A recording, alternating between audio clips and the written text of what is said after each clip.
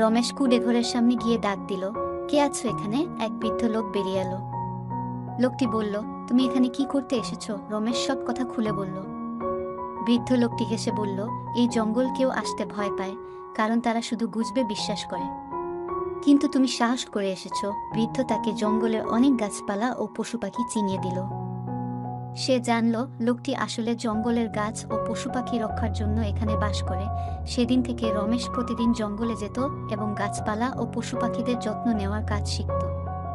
গ্রামের মানুষও যখন জানতে পারল যে জঙ্গলে কোনো ভয় নেই, তখন তারাও জঙ্গল রক্ষার কাজে এগিয়ে এলো। এইভাবে রমেশ এক রাখাল থেকে জঙ্গলের রক্ষক হয়ে উঠল।